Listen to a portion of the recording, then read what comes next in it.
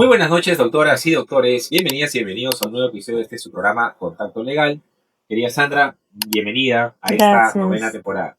Muchas Bienvenida, gracias. Sandra. Muchas Gracias por la por invitación. acudir a nuestra invitación.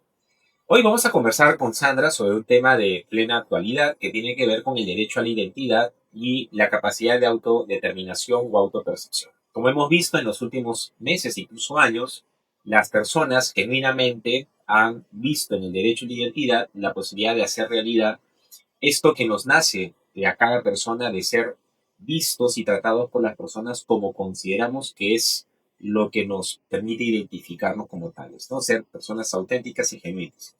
El detalle es que también es cierto que está abierta una puerta a debates interesantes de cuál es el límite, hasta cuándo es la autopercepción una razón suficiente para construir el derecho de identidad de una persona.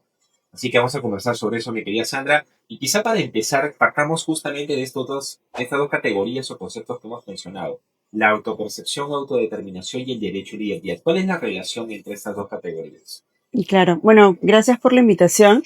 En realidad, el derecho a la identidad, como ya lo ha definido el Tribunal Constitucional y también la Corte Interamericana de Derechos Humanos, está vinculado con la forma en la que cada persona construye justamente esa percepción que tiene de sí misma. Y se diferencia, por ejemplo, de conceptos como el sexo biológico, ¿bien? Y esto sí es importante tenerlo claro, porque finalmente el sexo que nos determinan al nacer está vinculado con cuestiones cromosómicas, genéticas, biológicas, y que desde los estudios de género, por ejemplo, no se cuestiona eso, ¿no? A veces se ha mal informado de que se cuestiona ello, y en realidad no es así. Los estudios de género reconocen que todos nacemos con determinadas características físicas, biológicas, cromosómicas, pero esta categoría de femenino masculino que nos dan al nacer no permanece intacta en el tiempo, sino que son finalmente características que se llenan de una serie de estereotipos, roles que pueden ser beneficiosos o perjudiciales dependiendo de las culturas de las sociedades. Entonces, en función de eso, se crea lo que en la sociedad luego conocemos como lo masculino y lo femenino. Y puede ser que una persona ya en su etapa adulta o en el momento que va creciendo no se relacione necesariamente con esa identidad que le dieron al nacer. Bien, por una serie de razones que pueden pasar por razones individuales, pero también consecuencias del entorno social y cultural en el que vive. Entonces, la identidad de género como concepto, ya insertado inclusive en el derecho, nace justamente para definir a esa vinculación personal que tiene cada individuo y que puede corresponder o no con el sexo asignado al nacer. ¿Qué es lo que dice los órganos jurisdiccionales sobre la materia? Que igual como individuo tiene protección esa autopercepción que se pueda tener de la identidad de género, porque además es parte de su derecho a la identidad personal, al libre desarrollo de personalidad, porque finalmente tú a través de la identidad es como tú te manifiestas hacia afuera, ¿no? Como tú te correlacionas con los otros, no solo a nivel personal, sentimental, sino también laboral, etcétera, ¿no? Entonces, digamos, esa construcción de la persona se hace a través de la identidad. Entonces, por eso sí creo que es muy importante que quede claro ese concepto, ¿no? La autopercepción en el marco de la construcción de mi identidad personal, ¿no? Ahora, ¿existiría algún límite a esta autopercepción y este proyecto de vida, este ámbito de libertad que la persona puede tomar? Porque, por ejemplo, el fenómeno actual que nosotros vemos por redes sociales es el de los TERU. Se perciben como animales, como determinados animales, ¿no? ¿Y esto es compatible con este derecho a la identidad? ¿O cuál sería el límite? Por ejemplo, si el Terian quiere ser tratado como un animal, quiere tener la casa de un perrito, ¿esto es compatible, digamos, con esta autopercepción?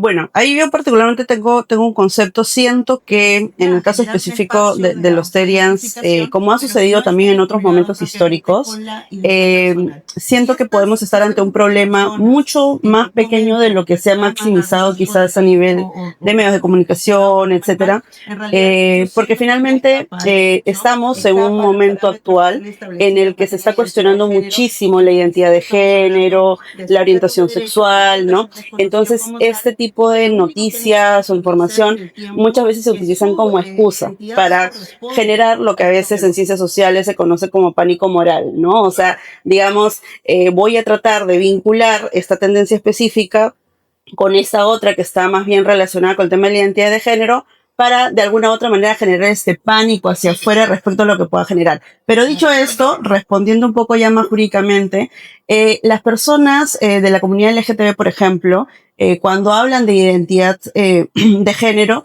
siempre están en el marco del sujeto de derecho, ¿no? En ningún momento están traspasando al ámbito del objeto de derecho que podría ser, en este caso, un animal, que como sabemos no es un sujeto, ¿bien? Entonces, y lo que hacen más bien es plantear y reafirmar su propia identidad y su relación con los demás individuos dentro de una comunidad. En el caso específico, por ejemplo, de los Terians, estamos hablando de una subcultura que se ha venido, digamos, haciendo un poco más famosa, incluso creo que ya está medio en extinción, y que lo que buscan de alguna u otra manera es generar un espacio de autoidentificación, pero que no está vinculado propiamente con la identidad personal. Si este grupo de personas en algún momento reclaman algún tipo de derecho o vinculado con el tema animal, en realidad yo siento que eso ya escapa al derecho, escapa a los parámetros que se han establecido en materia de identidad de género, en donde sí estamos hablando de sujetos de derecho que nunca se han desconocido como tal y que lo único que han hecho es visibilizar en el tiempo que su identidad no corresponde al sexo biológico, pero no trastocarlo con otros espacios como en el caso de los terios, ¿no? Que yo creo que sí se aleja muchísimo de la discusión jurídica que tenemos y en todo caso sí sería un asunto a abordar sin duda, pero ya más desde el ámbito de la psicología o desde otras ciencias, ¿no? Yo creo que el derecho ahí no cabría poner límites a priori cuando finalmente el objeto del que estamos hablando no pertenece propiamente a un área que deba ser regulada por el derecho, ¿no? Pero quizá podría tener algún límite desde la dignidad humana cuando requiere, cuando la persona exige, digamos, ser tratada como un animal, ¿no?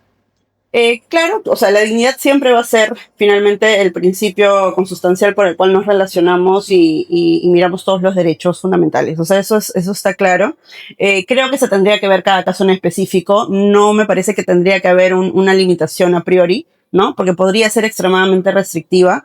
Muchas veces estas subculturas también nacen digamos, de grupos como adolescentes, exacto, ¿no? Entonces, claro, yo lo que creo, porque muchas veces se ha atacado a la comunidad LGTB, vinculándolos, yo sé que no es esa un poco la intención, pero creo que es importante también dejarlo en claro que jurídicamente podemos irlo separando, exacto. Ahora, en la línea de lo que dice bien Julio y en la línea que tú bien señalabas, el argumento, digamos, de fondo para marcar esa diferencia necesaria para no, me van a disculpar, pero no terminar ridiculizando la identidad de género, que eso es un poco lo que aparentemente a veces algunas voces pretenden decir, miren hasta dónde estamos llegando por haber permitido, creo que son dos cosas completamente diferentes y bien vale la pena por eso hacer incidencia en el argumento de estamos buscando una identidad como sujeto de derecho, no como objeto. Exacto. Y ahí es donde juega el principio de dignidad claro, ¿no? No, totalmente. Lo ha definido bajo la óptica kantiana de que el ser humano es un fin y un medio. Pero el tema del principio de dignidad también abre otro espacio interesante de discusión sobre la identidad, porque claro, quizá tú nos puedes ayudar a que el público entienda finalmente cómo es que la dignidad, cuál es su contenido, su alcance, puede tener un impacto importante al momento de que alguna persona acuda a una autoridad y le diga, yo me identifico de esta manera, y hasta qué punto una autoridad podría calificar sobre la base del principio de dignidad que no pueda atender su pedido y que no corresponde proyectar su derecho a la identidad a cómo la persona se autopercibe. Y es interesante la pregunta porque la autopercepción, como su nombre señala, es como yo me defino y no como un tercero me define. Pero cuando tú utilizas la dignidad a través de una autoridad y la autoridad interpreta la dignidad, te puede terminar imponiendo lo que la autoridad bajo la dignidad entiende como tu identidad. ¿Eso es razonable? ¿Eso es válido? ¿Es plausible?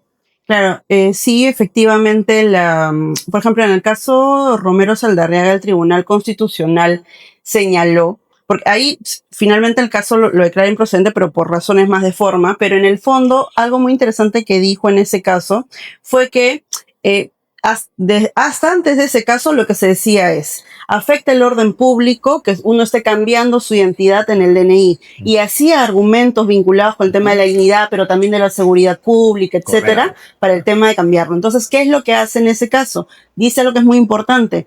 En realidad, que pueda eventualmente haber un problema de orden público, de inseguridad o lo que fuera, por cambiar los datos del DNI, no debería ser una carga que llegue a la persona que está solicitando un cambio de nombre. ¿Por qué? Porque finalmente, o un cambio de sexo en el DNI, porque finalmente se está construyendo, esa persona tiene el derecho de construir su identidad, ¿no? De crear, digamos, también documentos legales que sean relacionados con su propia vivencia, por decirlo de alguna manera. Y entonces, en ese caso, por ejemplo, lo reafirmó, ¿no? Claro. Entonces, o sea, a mí sí me parece que, por ejemplo, se pueden utilizar este tipo de argumentos en donde se reafirma la dignidad de la persona, ¿no? Y evidentemente, por ejemplo, estos casos sí creería que no pasarían ese filtro, ¿no? Claro, Porque claro. ya estarían por encima del parámetro estándar, ¿no? del estándar, exacto. Sí. Bueno, pero hablando también de este tema, el Sí. Tribunal Constitucional en el 2024 conoció de un caso en el que una persona había sido registrada con Ujú. determinado sexo y que él posteriormente, incluso ya concluida la universidad, no se identificaba, se crea un alias. ¿Esto tiene que ver de qué modo con la identidad objetiva? Explícanos un poquito este ámbito también de la identidad. Sí, bueno, ya hay algunos precedentes en algunos lugares, en universidades o academias, en donde a nivel administrativo sí están ajustando sus protocolos internos para que, por ejemplo, los estudiantes puedan tener su nombre social, digamos, ¿no? Por ejemplo, hayan o no pasado por algún proceso Ok. médico, farmacológico, etcétera, en el caso de las personas trans específicamente, ¿no? Claro. Y lo están haciendo básicamente porque consideran que es importante, algunas universidades consideran que es importante esta, digamos, tranquilidad con la que la persona pueda desarrollarse en un medio en donde sabemos que además existe mucha violencia, a veces homofobia, etcétera, ¿no? Entonces, sí es importante que se hayan adaptado este tipo de protocolos a nivel administrativo, por ejemplo, ¿no? Entonces, el tribunal no ha llegado a ese punto, ¿no? No ha llegado a ese punto. Lo ideal siempre es que estas cuestiones estén reguladas a nivel legal, por ejemplo, para que no tenga uno que estar luchando a nivel administrativo en diferentes fueros para este tipo de reconocimiento, ¿no?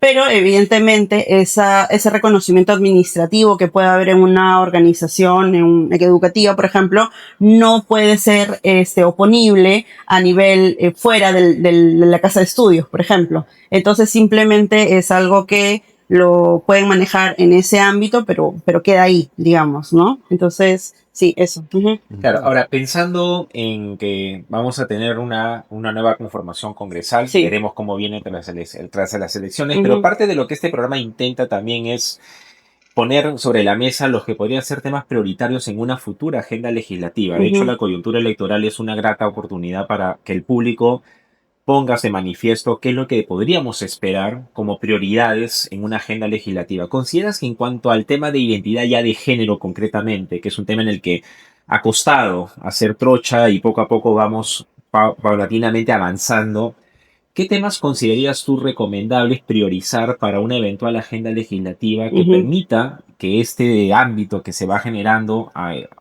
digamos, a tropetones, porque no ha sido fácil, la verdad, pero que por lo menos el Congreso debería tomar en consideración? Sí.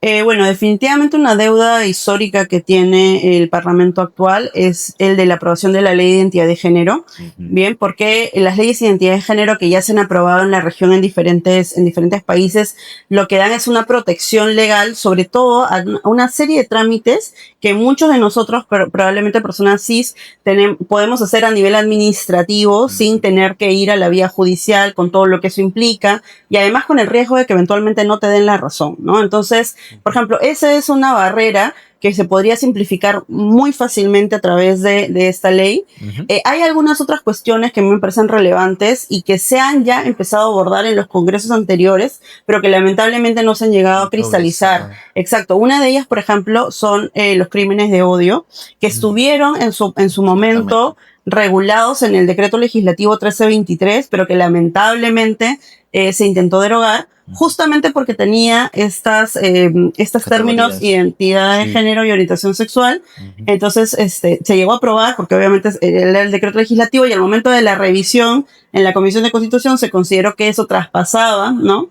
La Traspasaba delegación. la delegación de facultades, a pesar de que está documentado que las personas, por ejemplo, trans, tienen un mayor riesgo de poder ser atacadas o violentadas, por ejemplo. Entonces ahí tenemos también un riesgo mayor. Otro ejemplo, por ejemplo, fue que no se quiso aprobar la convención, ratificar la convención de personas adultas mayores porque contenía el término género dentro de la convención, y ahí también estaba desprotegiendo a las personas adultas mayores que llegan a esta etapa de la adultez ya mayor, pero que son personas de la comunidad LGTB y que también merecen una protección Una especial y protección reforzada. especial. Y eso, por ejemplo, se aprobó, se tuvo, y eso yo lo sé porque lo he estado investigando, la aprobación por parte de prácticamente todos los ministerios pidiendo su ratificación, y la única razón por la que no fue ratificada en su momento fue justamente porque tenía la palabra género vinculada a adultos mayores, ¿no? Como si estas personas no llegaran a la etapa adulta mayor. Entonces, este tipo de reformas sí son sumamente relevantes.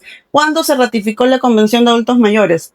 Después de la pandemia COVID-19, cuando ya muchos adultos mayores, inclusive de la comunidad, habían fallecido, ¿no? Claro. Entonces, por ejemplo, estas son, sin duda, algunas tareas, probablemente me estoy olvidando algunas otras, pero son algunas tareas que se podrían modificar en una sola legislatura, ¿no? Claro, Y que claro. podrían generar que las personas de la comunidad en diferentes etapas de su vida puedan tener una mayor protección y ejercicio de sus derechos, ¿no? Ujú. Perfecto. Muy bien. Tenemos que ir cerrando. Muchas gracias nuevamente por toda la explicación, lo clara que ha sido además. Y te agradecemos. Ojalá que podamos contar contigo en una siguiente oportunidad. Muchas Gracias. gracias. Muchas gracias, Sandra. Doctoras y doctores, amigos y amigas, nos vemos en el próximo episodio de este su programa Contacto Legal. Hasta la próxima.